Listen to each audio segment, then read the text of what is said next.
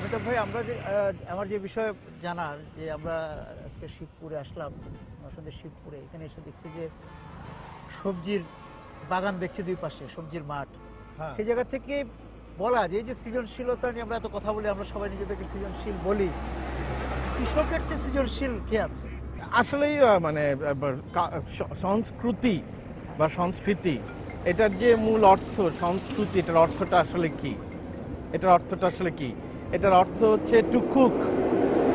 যে কালচারের কথা অর্থ বলি না, সংস্কৃতি অর্থ হচ্ছে টু কুক মানে হচ্ছে হাউ টু কুক, কি রান্না হয়, কিভাবে রান্না হয়, রন্ধন প্রণালী। হ্যাঁ, এটাই হচ্ছে সংস্কৃতি। তো মূলত সংস্কৃতিটা হচ্ছে আসলে ওইখান থেকে আসে, একটা কালচার তৈরি হয় আসলে মাটির থেকে। এবং আমাদের দেখবেন যে আমাদের যা আছে, আমাদের মাটি যেভাবে তৈরি করেছে, আমাদের সব কিছু ওইভাবে তৈরি করেছে। আমাদের গান বলেন, আমাদের সাহিত্য বলেন, সব কিছু আমাদের মাটি যেভাবে চেয়েছে সেভাবেই তৈরি হয়েছে। এটা ভাওয়াই ভাটাইলা থেকে শুরু করে আপনি যেই দিকে যেতে চান না কেন, যখনই এই মাটির সাথে সম্পর্কিত সংস্কৃতি ছাড়া আমরা অন্য সংস্কৃতিতে চলে যাই বা ওইটা না বুঝি, তখনই আসলে আমরা একটা অদ্ভুত ধরনের কিছু তৈরি করি, সেটা গান বাজনা সিনেমায়, যেটার সাথে এদেশের মানুষ কানেক্ট করে না। সৃজনশীল মানুষ যা উৎপাদন করছে সে তার মূল্যটা পাচ্ছে না, বিনিময় মূল্যটা পাচ্ছে না। এইটা যদি বলেন সেটা তো অনেক বড় প্রশ্ন। সেটা হচ্ছে যে মূল্য আসলে কিভাবে পাবে, মূল্য কেন পাবে? মূল্য পাওয়ার তো কোনো কারণ নেই। যে রাষ্ট্র ব্যবস্থায় যেই আমরা থাকি, যে বাজার ব্যবস্থা আমরা থাকি, সে তো মূল্য পাওয়ার তো কোনো কারণ নেই। মানে সঠিক মূল্য কি, মানে মিনিমাম নিম্নতম যেটা মানে পাওয়া উচিত, বা সেটা পাওয়ার কোনো সম্ভব নেই। কারণ বাজারটাই তো আসলে অদ্ভুতভাবে একটা পাওয়ার দিয়ে একভাবে কন্ট্রোল বা একভাবে নিয়ন্ত্রিত, এবং সেখানে কৃষক মূল্য পাওয়ার তো প্রশ্নই ওঠে না। আর আমি মনে করি না এই দেশটা তো আসলে শ্রমিক কিশোর বা এদেশের গণমানুষের রাষ্ট্র, এটা তো তৈরি হয় না। এটা তো এই দেশটা মধ্যবিত্ত এবং উচ্চ মধ্যবিত্তের রাষ্ট্র, গণমানুষের রাষ্ট্র বা প্রো পিপল। তো আসলে এই রাষ্ট্রটা না, এটা আমরা যতই বলি না কেন, এটা তো না আসলে। সুতরাং সেটা নিয়ে আলাদা করে কেন সে মজুরি পাবে? আমরা একটু এখানে একটু হাটে রেখে একটু থামি, এখানে একটু বাদিকে রাখেন, আমরা একটু দেখি। আমরা বলছিলাম সৃজনশীলতার মূল্যায়ন নিয়ে। আমরা এই কাকল, বটবটি বা অন্যান্য পেঁপে, অন্যান্য যে ফসলের কৃষকদের কথা বলছিলাম, তাদের উৎপাদনের মূল্যায়নের কথা বলছিলাম, তাদের সৃজনশীলতা।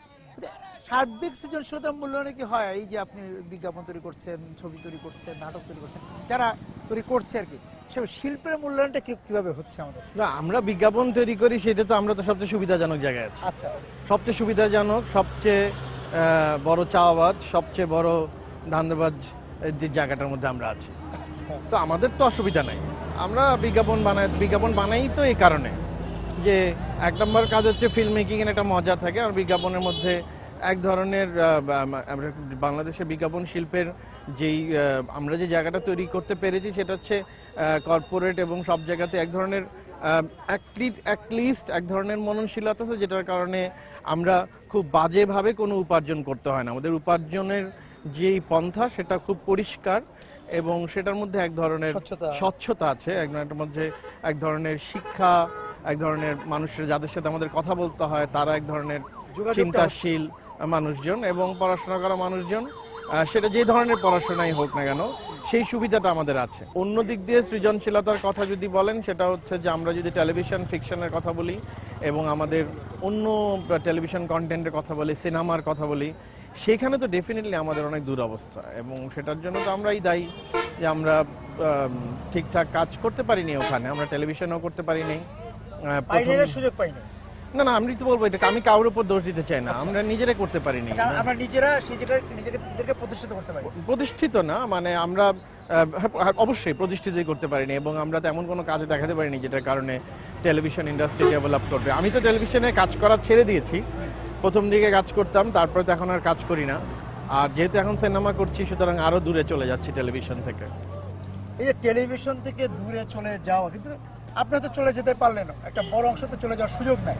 জি, সেই জায়গা থেকে টেলিভিশন এই ছোট পর্দার শিল্প মানের অবস্থাটা কি থাকে, কি দাঁড়াচ্ছে? খুব বাজে অবস্থা এখন, হ্যাঁ, খুবই বাজে অবস্থা। হ্যাঁ, কিন্তু সেখান এটার থেকে তো কারণটা টেলিভিশনকে হচ্ছে বেরিয়ে আসতে হবে। আমার যেটা মনে হয় সবচেয়ে বড় সমস্যা হচ্ছে যেটা নজর দিতে হবে, যেটা টেলিভিশন মালিকদের, তাদের সৃজনশীলতা আমার মনে হয় যে ভাবতে হবে, তাদের মননশীলতা নিয়ে ভাবতে হবে, এবং তারা ভাবতে হবে যে তারা যেই মানুষদেরকে নির্ভর করে টেলিভিশন চ্যানেল চালাবে, অর্থাৎ তাদের programme department, head of programme department, head of প্রোগ্রামের কথা বলছেন আপনি, অনুষ্ঠান বিভাগ কি আছে কোনো টেলিভিশনে ওইভাবে? সেটা তো আমি তো টেলিভিশন জানি না, আমি জানি না।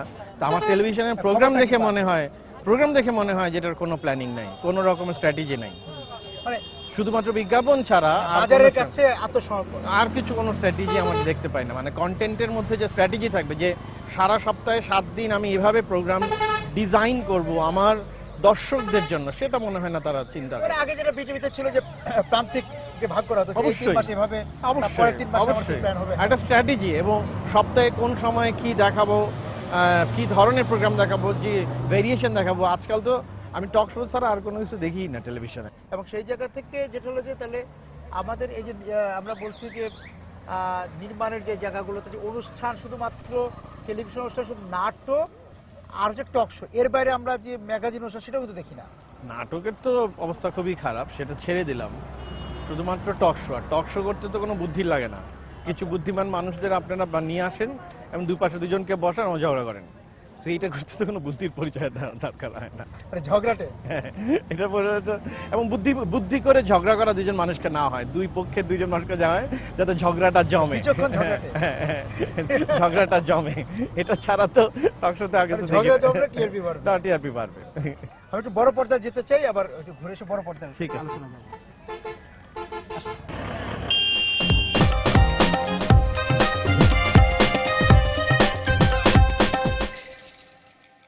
আমরা বলেছিলাম যে ছোট পর্দা থেকে বড় পর্দার আলোচনা যাব। এবার আমরা যে ভৈরবে আসলাম, নরসিংদীপুরে ভৈরবে আসলাম, ভৈরবে এসে অমিতাভ ভাই জানলাম যে এখানে 4টা সিনেমা হল ছিল, 2টো বন্ধ হয়ে গিয়েছে। আরেকটি সিনেমা হলে ঈদের পর বন্ধ করে দেয়া হতে পারে, কারণ হচ্ছে যে ছবি নাকি নাই, দর্শক আছে, ছবি নাই। দর্শকরা কি দেখতে আসবে? ছবি বলতে হচ্ছে যে যে ছবি সাধারণ দর্শক দেখতে চান সেরকম ছবি নাকি তৈরি হচ্ছে। আমি যেটা বুঝতে পারলাম সিনেমা মালিকের কাছে, আমরা আগে জানতাম যে হল মালিকের এখানে দর্শক নাই, সিনেমা দেখতে যায় না, কিন্তু ওনারা যে যেটা বলছে সেটা হচ্ছে যে সিনেমা নাই, অর্থাৎ উৎপাদন নাই। আগে নাকি সপ্তাহে 2-3টা ছবি আসতো, এখন নাকি 2টা ঈদ ছাড়া তাদের কোনো ব্যবসা নাই। একমাত্র ঈদের সময় তারা কিছুটা ব্যবসা করতে পারে, এছাড়া। তো এটা খুব দুঃখজনক। আমি জানি না আসলে কেন হঠাৎ করে আমাদের উৎপাদন বন্ধ হয়ে যাওয়ার কারণটা কি। এবং হল মালিকরা যেটা বলছে যে উৎপাদন বন্ধ হওয়ার যেটা মূল কারণ হচ্ছে পাইরেসি, এবং যেটা বুঝতে পারলাম সেটা যে ছবি 1 সপ্তাহের 2 দিনের মধ্যে নাকি পাইরেটেড হয়ে যায়, এবং বাজারে যে সিনেমা বা সবার বাসায় ডিভিডি চলে যায়, টং দোকানে সিনেমা চলে। সুতরাং ডিশের কেবল লাইনে দেখানো, ছোট পর্দা দেয়। এটার কারণে ওভারঅল চলচ্চিত্রের ব্যবসার একটা অধঃপতন ঘটে। এবং দ্বিতীয়ত যেটা হয়, যখন চলচ্চিত্রের ব্যবসা অধঃপতন ঘটে, এটা লগ্নি করার মানুষও তখন কমে যায়। আমার মনে হয় এটা উপর তলা থেকে শুরু করে নিচের তলা পর্যন্ত, অর্থাৎ উৎপাদন ব্যবস্থা থেকে শুরু করে আমার সাপ্লাই চেইন পর্যন্ত, এই পুরো জায়গাটার মধ্যে একটা বিশাল গলদ আমরা 10-15-20 বছরে করে ফেলেছি। উৎপাদনের কথা বললেন, উৎপাদন হচ্ছে ডিজিটাল ফরম্যাটে, উৎপাদন হচ্ছে গল্প নির্ভর হচ্ছে, কিন্তু শুধুমাত্র তারকা নির্ভর ছবি করে তো লাভ নেই। এখন তো দর্শকদের স্বাদও বদলে গেছে। না, এখন দুইটা বিষয় আছে। সিনেমা চলচ্চিত্র একটা খুব কমপ্লেক্স মিডিয়াম, এবং এখানে এটা চলচ্চিত্রের ধারা জনরা তো আসলে অনেক কমপ্লেক্স, বিকজ আপনার এখানে বাণিজ্যিক চূড়ান্ত বাণিজ্যিক ধারার ছবিও আছে, আবার এখানে গল্প নির্ভর ছবিও আছে, মধ্যবিত্ত দর্শকও আছে, নিম্নবিত্ত দর্শকও আছে। সো বিভিন্ন ধরনের দর্শক আসলে এখানে তৈরি হয়েছে। সিনেমার তো নিজস্ব একটা শরীর আছে, একটা কাঠামো আছে। সেই কাঠামোর বাইরে যে 30 লাখ টাকা দেওয়া ছবি হচ্ছে, 1.5 কোটি টাকা 2 কোটি টাকা ছবি হচ্ছে, এখন 30 লাখ টাকার ছবি আর 1.5 কোটি টাকার ছবি, কোনটা ছবি? মানে এখন ওই ছবি হচ্ছে কি? এখন সে কেউ যদি 30 লক্ষ টাকা দিয়ে এমন কোনো গল্প বানাতে পারে যেটাতে আসলে মানুষজন দেখে এটা বুঝতে পারে না সিনেমার বাজেটটা কত বড় বা কত ছোট, এটা তো মূল বিষয় না। মূল বিষয়টা হচ্ছে আমার গল্পের সাথে আমি যা দেখাচ্ছি সেটা সামঞ্জস্য আছে কিনা। তো সো আমি আর যেটা গল্পটা বলতে পারছি গল্পটা বলতে পারছি কিনা, এখন সেটা যে কোনো বাজেটে গল্প বলা যেতে পারে, সেটা কোনো সমস্যা না। কিন্তু প্রশ্নটা হচ্ছে যে আমি গল্পটা ভাববো একটু অনেক অনেক খরচা সব বিস্তৃত, কিন্তু আমি বাজেট আমার হাতে আছে এত টাকা, সংকীর্ণ একটা budget সেটা তো হবে না। যেমন আমি যদি বলি ইরানিয়ান সিনেমা দেখবেন যে ইরানিয়ান সিনেমাতে অনেক কিছু নিষেধ ছিল। ওরা কি করলো, তোরা তখন বাচ্চাদের ইমোশনকে নিয়ে কাজ করে স্টোরি সিনেমা বানাচ্ছিল। আপনি চিলড্রেন অফ প্যারাডাইস বলেন, অ্যাপেল বলেন, সব ছবি এ ধরনের ছবি প্রথম দিকে শুরু করে। অর্থাৎ একটা প্রতিটা পরিচালকই তার সীমাবদ্ধতাগুলোকে ভেবে একটা চলচ্চিত্র নির্মাণ করতে সেটাকে উত্তরণের চেষ্টা করতে হয়। কিন্তু সমস্যাটা হচ্ছে যে ওই নির্মাতা সে সৎ কিনা এবং সে সিনেমাটা বানাতে চায় কিনা। সে যদি সিনেমাটা বানাতে না চায়, অন্য কিছু চায়, এটা দিয়ে বাণিজ্য বা এটা দিয়ে অন্য কোনো সুবিধা পেতে চায়, তাহলে বিপদ। এখন ওই সৎ আর চলচ্চিত্রকার কিন্তু আসলে এক ধরনের বুদ্ধিজীবীর মতো একটা মানুষ, একটা কবি যেরকম, একটা সাহিত্যিক যেরকম, চলচ্চিত্রকার আসলে তার মাধ্যম হচ্ছে চলচ্চিত্র। সুতরাং সে কারণে এখন চলচ্চিত্রকার যদি নিজেকে ওই জায়গায় না প্লেস করে, সে যদি নিজেকে বেনিয়া বা ব্যবসায়িকভাবে চিন্তা করে, তাহলে তো আসলে যে কোনো শিল্পই আসলে কোনো শিল্পই তৈরি হবে না, সেটা বাণিজ্যিক শিল্পই হোক আর শিল্পসম্মত যদি নান্দনিক কোনো চলচ্চিত্র নির্মাণ হোক, সেটা কোনোটাই হবে না আসলে। এবং সেই জায়গা থেকে আমাদের যে এখন বিভিন্ন ধাপের, এই যে আমাদের এখানে বলা হচ্ছে যে এফডিসি ঘরানার একটা ছবি, এফডিসির বাইরের ছবি, এই যে ভিন্নতা রাখার কোনো সুযোগ আছে কিনা? ছবি কিন্তু নেক্সট আগামী বছরের মধ্যে এই ভিন্নতা আর থাকবে না। আমার বিশ্বাস আগামী 2-3 বছরের মধ্যে কোনটা এফডিসি ছবি, কোনটা এফডিসির বাইরের ছবি, এটা কোনো বিষয় নাই। আমরা সবাই মূলধারা বা বিকল্প ধারা, আমরা সবাই এফডিসির এক ধারা আমরা, এবং আমি বিশ্বাস করি সিনেমার আদর্শ জায়গা হচ্ছে এফডিসি। এফডিসিতে যিনি কাজ করেন সে আমার দিকে এক ধরনের দৃষ্টিভঙ্গি দিয়ে তাকাচ্ছেন, আমি আবার তার দিকে আরেক দৃষ্টিভঙ্গি দিয়ে তাকাচ্ছি। এটা অলরেডি এখন আর, এটা আমার মনে হয় এখন আর নেই। এবং আমার কাছে, আমি তো এফডিসির একদম এফডিসির ভিতর থেকে ছবিটা বানানো হয়নি, বিকজ আমার শুটিং লোকেশন এভরিথিং বাইরে ছিল। এবং আমি যে ছবিটা বানাচ্ছি আয়নাবাজি, আমার সেই এফডিসির যারা সিনিয়র ডিরেক্টররা আছে তারা সবাই তো অ্যাপ্রিসিয়েট করছে এবং তাদের সাথেই আছি। সো আমার ক্ষেত্রে এটা, আর আমি গত 12 বছর যাবত এফডিসি দিয়ে শুটিং করেছি বিজ্ঞাপনের। হ্যাঁ, বিজ্ঞাপন শুটিং করেছে। আমি একটু ভিতরে ছবি ঘরে যাই, ভিতরে যে সিনেমা হলে যাই।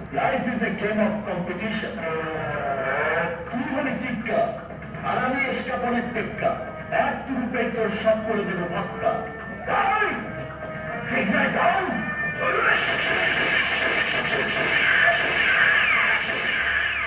আমরা বলছিলাম যে আমরা গল্প নিয়ে কথা বলবো, যে ছবির গল্পের সংকটে আমরা আছি কিনা, যে কারণে সিনেমা হলে ছবি নাই, ছবি আসছে না বলে যে অভিযোগটা। আমি শুধু একটা কথা বলতে পারি, সেটা হচ্ছে উদ্দেশ্যটা হচ্ছে সবচেয়ে বড়। যেমন আমি আমার সিনেমা নিয়ে বলতে পারি আয়নাবাজির উদ্দেশ্যটা কি। আমি আয়নাবাজিতে যে ছবিটা করেছি, শুটিং করে শেষ করেছি, আমার উদ্দেশ্যটা ছিল যে আমি একটা গল্প বলবো এবং এই গল্পের প্রয়োজনে আমার যা যা দরকার হয় আমি সেটাই ছবিটাতে চাই। অর্থাৎ গল্পের প্রয়োজনে আমাকে চঞ্চল চৌধুরীকে দরকার ছিল, গল্পের প্রয়োজনে আমার একজন অভিনেত্রী দরকার ছিল যার সাথে আমার চরিত্রের অভিনয় যে করে তার সাথে সামঞ্জস্য আছে। গল্পের প্রয়োজনে আমার কাছে এটা পুরান ঢাকায় শুটিং করা দরকার ছিল। গল্পের প্রয়োজনে একটা গানের দৃশ্যের নট লিপসিং একটা মোমেন্ট দরকার ছিল, সেটার জন্য একটা গান দরকার ছিল। সো আমার গল্পের প্রয়োজনে আমার যা যা দরকার ছিল আমি সেটাই করেছি ছবিটাতে, চেষ্টা করেছি। ছবিটা হয়েছে কিনা সেটা পরে দেখা যাবে। তো প্রশ্নটা হচ্ছে এই উদ্দেশ্যটা সবচেয়ে গুরুত্বপূর্ণ, যে আমার উদ্দেশ্যটা কি। আমার উদ্দেশ্য কি গল্প বলা, নাকি আমার উদ্দেশ্য একটা সিনেমা বানাবো, সেটার মাধ্যমে বাণিজ্য হবে, আমি একজন পরিচালক হিসেবে পরিচিত হব, মানুষ যে একটা বিনোদিত হবে, এটা যদি উদ্দেশ্য হয় তাহলে তো এক ধরনের। এখন উদ্দেশ্যটা পরিষ্কার হতে হবে। পরিচালক হওয়ার বিষয়ে আমাদের এখানে সবাই পরিচালক হচ্ছে, চেষ্টা করে, কারণ বাংলাদেশের আমার মনে হয় 16 কোটি মানুষের মধ্যে 10 কোটি মানুষের জীবনের একটা স্বপ্ন হচ্ছে একটা সিনেমা বানাবো। আচ্ছা, এটা খুব বিপদের কথা আর কি। এখন এইটার জন্য আসলে সবাই আসলে মনে করে ব্যাপারটা সহজ, কিন্তু আসলে এটা সহজ না, এটা অনেক কঠিন একটা কাজ। আমরা যারা সিনেমা তৈরি করি বা সিনেমা তৈরি করার কথা ভাবছি, করেছি, তারা আসলে সেই দর্শক বা মানুষের কাছে আমরা কতটা যেতে পেরেছি কিনা, না পারার দূরত্ব থেকেই ছবি হচ্ছে না। অবশ্যই তাই। এবং সবচেয়ে বড় ভাই সেটা হচ্ছে অরিজিনাল কিনা। আপনি একটা অরিজিনাল গল্প বলেন, আপনি আপনার নিজস্ব ভাষার গল্প বলেন। যেমন আমরা দেখেছি এর আগে মনপুরাকে দেখেছি, আমরা বেদে মেজস্টার ছবি দেখেছি। যখনই অরিজিনাল কোনো কেউ গল্প ছবি বানাচ্ছে তখন কিন্তু ওটা মানুষ দেখতে চাচ্ছে এবং ওটা মানুষ দেখতে চায়, কারণ নিজের ঘরের জিনিসই মানুষ দেখতে চায়। যখনই আমরা নকল করে ছবি বানাই, ওটা আপাত দৃষ্টিতে মনে করতে হতে পারেন যে কিছু দিনের জন্য কাজ করেছে, কিন্তু ওই ছবি আসলে আমাদের থেকে যাবে না আমাদের জীবনে। আমাদের এই দেশে এত গল্প ছড়িয়ে আছে এবং এত বিভৎসতা এখানে আছে, সেটা আমার মনে হয় যে এটা দিয়ে তো গল্প হতে পারে। এত মানবিক, আবার এত বিভৎস, এত লড়াইয়ের গল্প আছে, এত বিজয়ের গল্প আছে, এত আনন্দের গল্প আছে। তো আমার কাছে কেন একটা ফর্মুলার গল্প হাত পাতার দরকার নেই, হাত পাতার দরকার নেই। যেমন আমি আমার নিজের এক্সপিরিয়েন্স থেকে বলি, আমি গত 14 বছর যাবৎ অনেক গল্প নিয়ে বিভিন্ন প্রযোজকের কাছে ঘুরেছি। কোনো গল্পই তাদের পছন্দ হয় না, কারণ সবার এক কথা। কিছুদিন আগে আমার এই আয়নাবাজি করার আগে আমি যখন ধরা যাক এই ধরনের একটা গল্পকে নিয়ে আমি এক পরিচালকের কাছে গেছিলাম, প্রযোজকের কাছে গেছিলাম যে আমি এটা গল্পটা খুব কম বাজেটে করতে চাই, আমাকে সাহায্য করার জন্য, লগ্নি করার জন্য। তখন উনি আমাকে বলেছিল, অনেক ভালো, ঠিক আছে, আপনি একটা প্রেমের উপন্যাস করেন, যেটা আপনাকে আমি দিচ্ছি, এবং ছবিটা আপনি করেন, এবং গানগুলা আমি চেন্নাই থেকে একজন ডিরেক্টর এনে করিয়ে দেব। আমি তখন মনে করলাম, এই যদি সিনেমার উদ্দেশ্য হয়, কারণ সিনেমা কিন্তু শুধুমাত্র পরিচালক বানায় না, এটা বুঝতে হবে। একটা সিনেমা বানানোর পিছনে এটার প্রযোজকের মননশীলতা জরুরি, এটার যারা প্রদর্শক তাদের মননশীলতা জরুরি, এবং যারা পুরা সিনেমাতে কাজ করে তাদের সবার একই মননের মানুষ হলেই কিন্তু ছবিটা সম্ভব। সেই জায়গা থেকে মানে অন্যান্য দেশগুলোতে, আমাদের প্রতিবেশী দেশ, অন্যান্য জায়গায় যে গল্প নির্ভর যে ছবি এখন জয় জয়কার, সেই জায়গা থেকে আমরা কত দূরে আছি? নিশ্চয়ই বেশি দূরে নাই। আমার মনে হয় আমরা একটু সহযোগিতা যদি পাই, প্রযোজক, পরিবেশক এবং টোটাল প্রোডাকশনের ফ্যাসিলিটি থেকে একটু সহযোগিতা পাই, আমার মনে হয় ওই দিন বেশি দূরে নাই যেটা আমরা এটা করতে পারবো। কারণ আপনি যদি দেখেন যে কলকাতা, পশ্চিমবাংলায় কন্টেন্ট বেস, অর্থাৎ গল্প নির্ভর ছবির একটা বাজার তৈরি করেছে ওরা নিজস্ব। এটা কেন তৈরি করেছে? কারণ ওরা দেখেছে যে গল্প নির্ভর বা বলিউডের যেই ফর্মুলা ফিল্ম, সেটা করে ওরা অরিজিনাল কিছু করতে পারবে না, এই জন্য তারা গল্প নির্ভর ছবিতে চেষ্টা করেছে এবং সফলভাবে যেটা হচ্ছে। আমার মনে হয় আমাদের দেশেও আমরা এ ধরনের নিজস্ব ধারা, নিজস্ব ভঙ্গির ছবি আমরা তৈরি করতে পারি। আমি এই সিনেমা হল থেকে বেরোতে চাই, আমরা যাদের জন্য ছবি, যা নিয়ে ছবি, সেই দিকে একটু খোলা প্রান্তরে যাব। তার একটু বলতে চাই যে আমাদের যে জুটি নির্ভর যে একটা মনস্তত্ত্ব আছে, সেই জায়গা থেকে আমরা বেরোতে, সেটা ভাঙতে পেরেছি কিনা? এখন এটা নাই, মানে আমার মনে হয় যে নেক্সট এখনো আছে, যে এক্সিস্ট করতেছে, বাট আমরা এখন যারা অন প্রসেস প্রোডাকশনের মধ্যে আছি, যাতে আমি ছবি করছি, অনিমেষ ছবি করছে, সেলিম ভাই ছবি করছে, আপনিও ছবি করবেন, তারপরে সুমন ছবি করবে, এবং আমি কদিন আগে আরেকটা ছবির গল্প শুনলাম, পাঠশালা, এবং আরো যারা যারা ছবি করার দেখতে পাচ্ছি আমি আশেপাশে, এবং জালালের গল্প মাত্র রিলিজ হয়েছে, আমি গিয়ে দেখেছি ছবিটা, অসাধারণ। ছবি শব্দ শুনছি, এই যে এই রুমে বসে মেশিন বসে, এই ছবিও থাকবে, এই ছবিও থাকবে, সব ছবিও থাকবে, তার মধ্যে আমাদের লড়াই চলবে, এবং এটা লড়াইও না, এটা পাশাপাশি দুইটা ছবি চলবে, সমান্তরালে চলবে, কোনো অসুবিধা নেই এটা চলতে। লক্ষ্য একটাই, আসবে ছবি, মানুষ সিনেমা দেখবে, বিনোদিত হবে, এবং মানুষ চিন্তাশীল হবে, যারা মানুষ আরো অগ্রসর হবে মানুষের প্রতি। যারা হল থেকে বেরিয়ে গেছে, সিনেমা হল থেকে বেরিয়ে গেছে, তারা আবার ফিরে আসবে, আমরা আশা করি।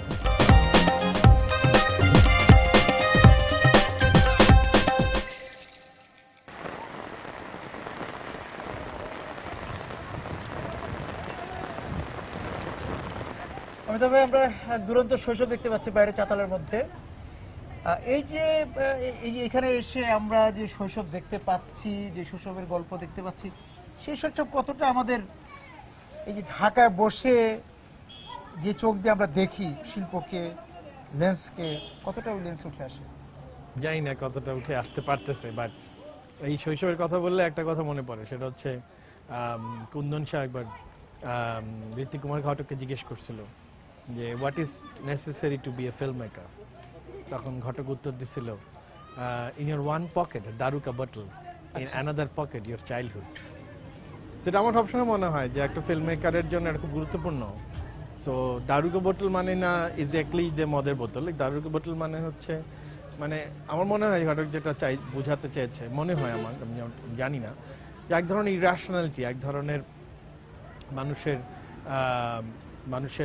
এই যে মানুষের যে বিভেদ, মানুষের দ্বন্দ্ব, বাইনারি, এই যে মানুষের মধ্যে যে ভেদাভেদ, এই জিনিসগুলো, ইরাশনালিটি, মানুষ অস্থিরতা, ফ্রাস্ট্রেশন, এইটা মনে হয় একদিক দিয়ে দরকার। আরেক দিকে দরকার ইনোসেন্স, অর্থাৎ ইয়োর চাইল্ডহুডের সাথে অনেক কিছু, শৈশবের সাথে অনেক কিছু সম্পর্কিত। যেমন একটা সম্পর্ক হচ্ছে শৈশবের সাথে মাটির সম্পর্ক, শৈশবের সাথে স্বপ্নের সম্পর্ক, শৈশবের সাথে এমন একটা সম্পর্ক যেটাতে মাতৃত্ব এবং সবকিছু মিলায় আসলে শৈশব মানুষকে খুবই, শৈশবের কাছে মানুষ ফিরে যায়, তখনই আমি বুঝতে পারি আমি কোথা থেকে আসছি। তো সেটাই এক ধরনের শৈশব, এক ধরনের, আজ পরের জেনারেশন হয়তো বা বলবে যে ওটাও নাই। তো আমাদের বার্তাও নাই, তো এটা তো নাই। কিন্তু আমাদের সবচেয়ে বড় সমস্যা আমাদের বেসিক্যালি বাচ্চা, আমাদের কিশোর শৈশবের যেই বিনোদনের জায়গাটা, সেইখানে আসলে আমাদের আমরা কেউই হাজির নাই ওখানে, আমরা কেউ এখানে কাজ করি না, আমাদের ছোটদের সিনেমা হয় না, ছোটদের জন্য কাজ হয় না। সো কিভাবে শৈশব তৈরি হবে? ছোটদের বইও কমে যাচ্ছে। তো আজকালকার শুনেছি এখন নাকি শুক্র শনিবারও বাচ্চাদের স্কুল হয় এবং কোচিং সেন্টারে যেতে হয়। তো একটা বাচ্চারা যারা স্কুলে যায় তারা যদি শুক্র শনিবারও কোচিং সেন্টারে যায় এবং পড়াশোনার কাজে ব্যস্ত থাকে, তাহলে তাদের সময়টা কোথায়, ওই শৈশবটা কোথায়? ধানের এই যে বস্তাগুলো দেখতে পাচ্ছি প্রায় কাছাকাছি পৌঁছে যাচ্ছে শিশুদের পিছনের বইয়ের ব্যাগের ওজন। আসলেই তাই, কারণ এটা হচ্ছে যে তার এবং মানে কি ধরনের অদ্ভুত একটা এডুকেশন সিস্টেম। দেখেন যেই দেশে 3 ধরনের শিক্ষা ব্যবস্থা থাকে, সেই দেশটা আসলে ভেদাভেদ তো জন্মের থেকে শুরু করে দিয়েছি আমরা। বাংলা মাধ্যম, ইংরেজি মাধ্যম এবং মাদ্রাসার শিক্ষা, এবং 3 ধরনের শিক্ষা ব্যবস্থা মানে একই রাষ্ট্রে, মানে এবং এটা এমন না যে কোনোটা বেশি কোনোটা কম, সমানভাবে চলছে। এবং এটার ফলে তো আমরা ছোটবেলার থেকে আমরা একটা ভেদাভেদ, আমরা একটা বৈষম্যের মধ্যে দিয়ে বড় হচ্ছি।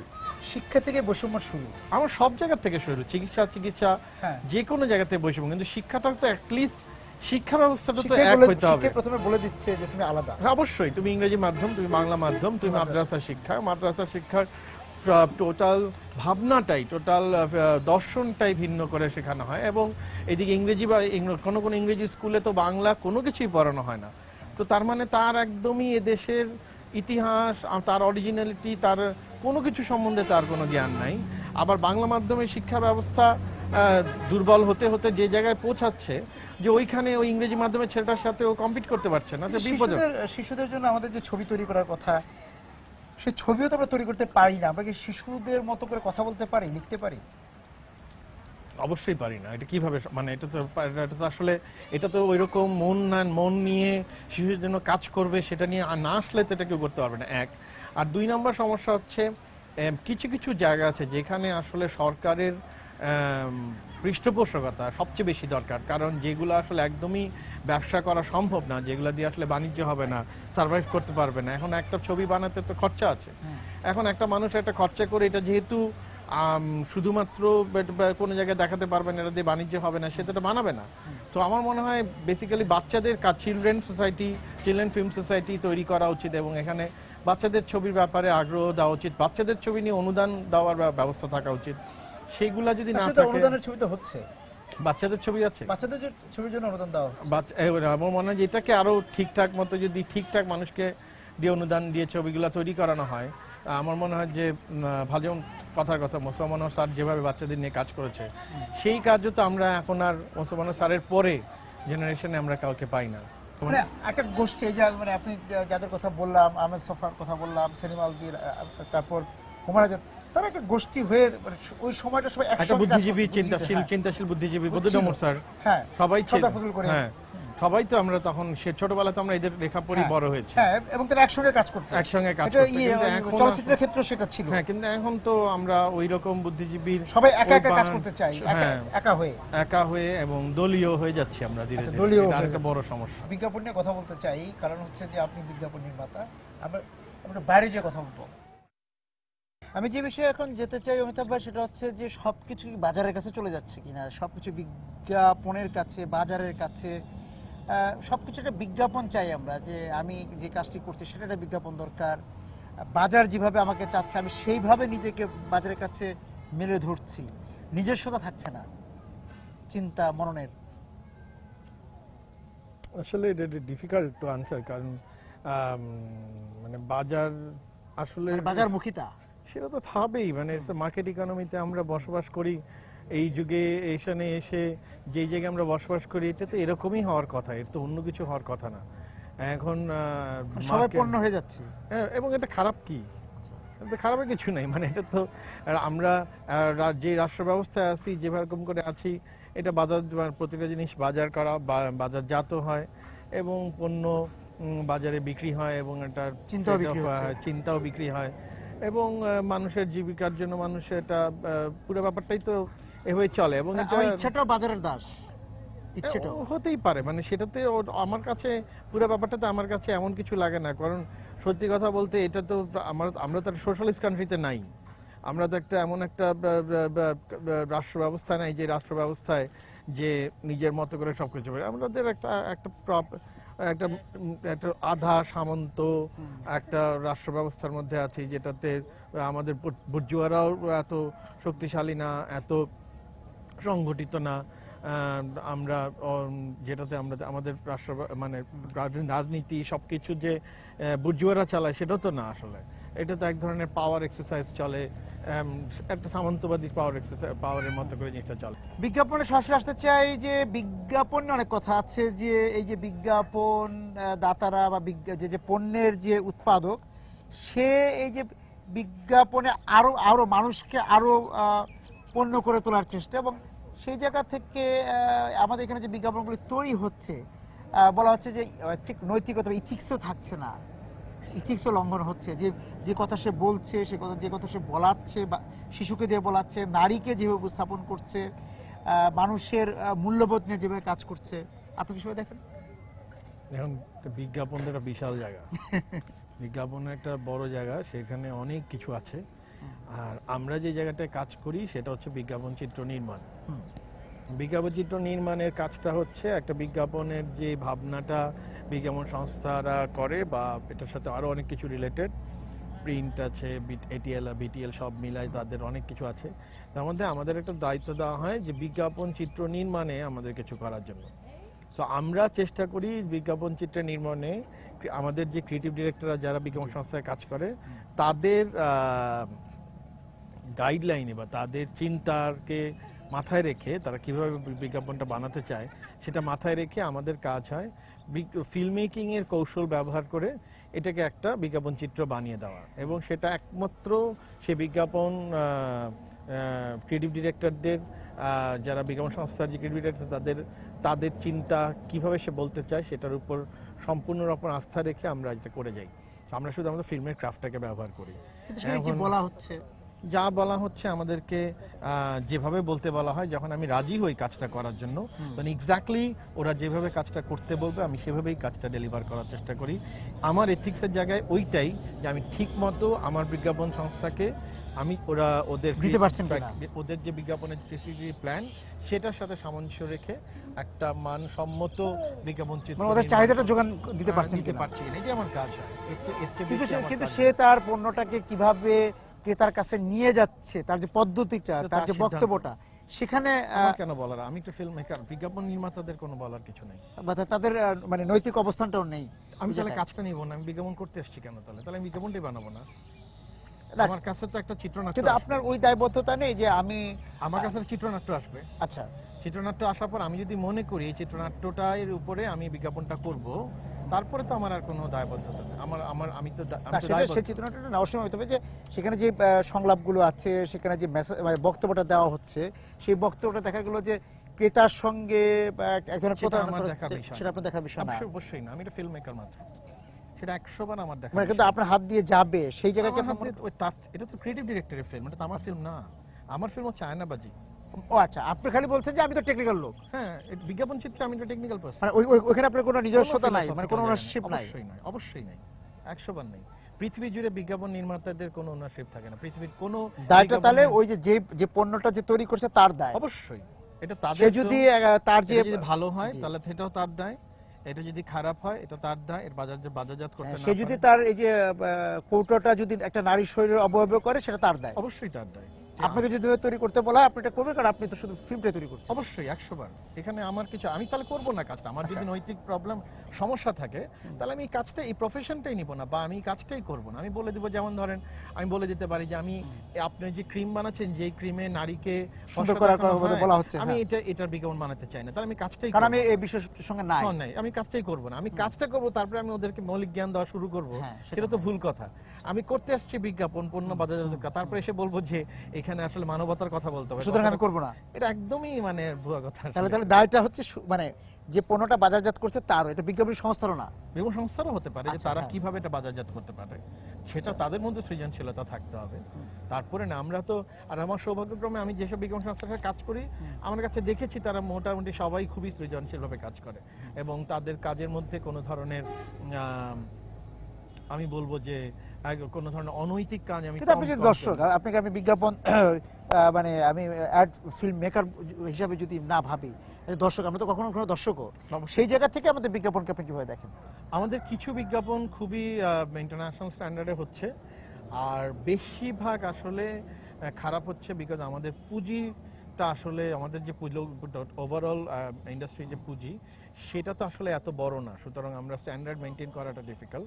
তবে 10টা বিজ্ঞাপনের মধ্যে, আমি যদি 10টা বিজ্ঞাপনের মধ্যে অ্যাটলিস্ট 1টা-2টা বিজ্ঞাপন তো আসলেই খুব ভালো হয় আমাদের দেশে। সুতরাং এই যে এক বিস্ময়কর প্রতিভা, বিস্ময়কর চিন্তার কথা আমরা বলছি, আমরা এক বিস্ময়কর মানুষের সম্ভাবনা দেখতে হ্যাঁ, পাচ্ছি। সম্ভাবনা সেটার দেখতে জন্য আমাদের কাজ হবে যেই সীমাবদ্ধতাগুলো আমাদের আছে, সংকীর্ণতা যেগুলো আছে, সেগুলোকে উত্থান এবং সংকীর্ণতা থেকে বেরিয়ে যাওয়ার যে বিষয়টা, একটা বিশালতার, সেই জায়গায় আমরা ব্রাহ্মণবাড়ি এসেছি, আমরা তিতাস নদীতে যেতে চাই, সেখানে আমরা অদ্বৈত বর্মনের কাছে যেতে চাই।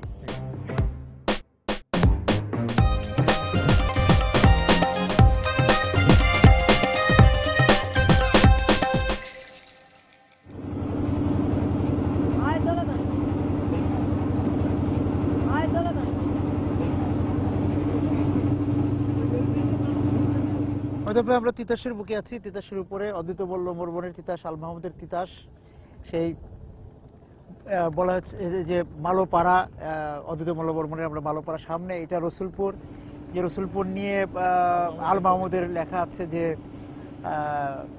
সাধ্যমতো গ্রাম, হ্যাঁ, রেল ব্রিজ পেরিয়ে সাধ্যমতো গ্রাম, সেই সাধ্যমতো গ্রামগুলো আমাদের সামনে। সেই জায়গার জন্য আমরা হয়তো আরেকটি বিষয়ে যেতাম, যে বাংলাদেশের প্রকৃতি নিয়ে কথা বলতাম, বাংলাদেশের বিপণন নিয়ে কথা, ব্র্যান্ডিং বাংলাদেশ নিয়ে কথা বলছিলাম। কিন্তু একটা করে জিজ্ঞেস করতেই হয় আপনাকে, যেহেতু অদ্বৈত বর্মনের তিতাসের উপর বসে আছি, সেই জায়গা থেকে বলা মালোপাড়ার এখানে এসে জিজ্ঞেস করা যে সিনেমার গল্প বলতে যে আমরা গল্প বলতে বলতে আবার হঠাৎ করে নির্মাতা চিন্তা করেন যে সমাজচিত্রটা বলা হলো না। এই সমাজচিত্র বলা এবং গল্প বলা, ছবিতে কোনটা আসলে শেষ পর্যন্ত প্রাধান্য পায়? যে গল্প বলতে মনে হলো আচ্ছা সমাজের অনেক কথা বলা হলো না। আমি মানে খুব কমপ্লেক্স ফিলোসফিক্যাল উত্তর দিতে পারবো না, আমি শুধু একটাই বলতে পারবো, সেটা হচ্ছে আয়নাবাজি নিয়ে, আমার ছবি নিয়ে। না, আমার ছবিটাতে যে গল্পটা আছে, সেই গল্পটা একটা মানুষ যে অভিনয় করতে পছন্দ করে এবং সে বহুরূপী, এটা ছিল এটার গল্প।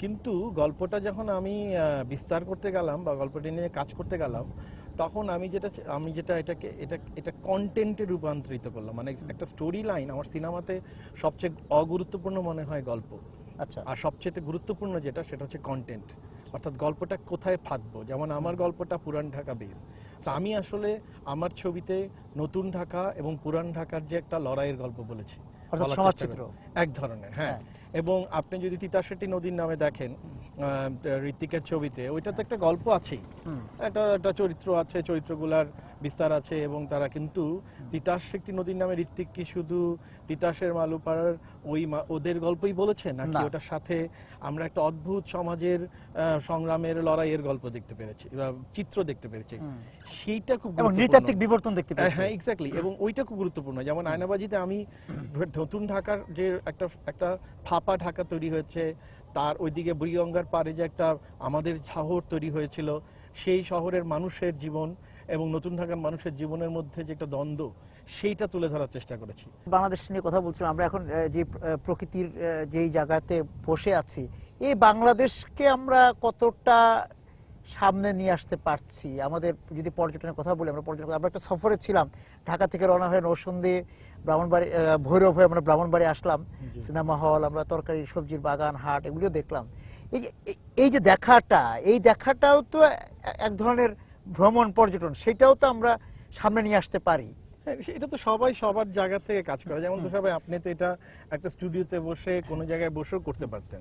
আপনি যে সিদ্ধান্ত নিলেন যে এটার মাধ্যমে আপনি এই সবজি বাগান হাট বাজারে যাবেন, আপনি বাংলার ভৈরবের সিনেমা হলে গিয়ে কথা বলবেন, আজকে এখন গিয়ে তিতাসের সামনে এসে কথা বলবেন, এই যে আপনি সিদ্ধান্তটা নিলেন, এই আপনি সিদ্ধান্তই হয়তো বা অনেক যারা দর্শকরা দেখবে তারা শুধু আমার কথা শোনার তো আগ্রহী হবে না, দেখবে যে এই জায়গাগুলো দেখবে, এই জায়গাগুলোর প্রতি আকর্ষণ বাড়বে। এবং তিতাসের এই রূপ, তিতাস এত সুন্দর। হ্যাঁ, জি।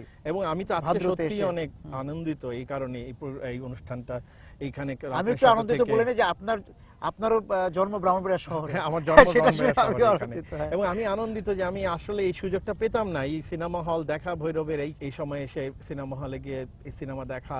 এবং আমি তিতাসের, আমি অনেক বছর, আমার জন্ম এখানে প্রায় বোধহয় 20 বছর পরে আমি আবার তিতাসের পারে আসলাম।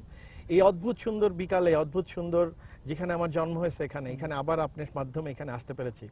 এটা যে কি অসাধারণ একটা অনুভূতি। এবং এই এত সুন্দর নদী, এত সুন্দর গ্রাম, এটা আসলে তো আপনি এই ধরনের চিন্তা করেছেন বলেই এটা ইমেজে আসবে এবং মানুষজন দেখবে। তো এরকম করে প্রতিটা চিন্তাতেই, প্রতিটা মানুষের কাজের ভঙ্গিতেই আমার মনে হয় যে এই চিন্তাটা থাকা উচিত যে কিভাবে এই বিউটিটাকে দেখতে পারে। এবং তিতাসের এই আমরা এখন খুব ঢেউটা পাচ্ছি না, তিতাসের ঢেউ দেখেই হয়তো আল মাহমুদ বলেছিলেন জলের ঢেউয়ের মতো বড় কন্যা কবুল কবুল।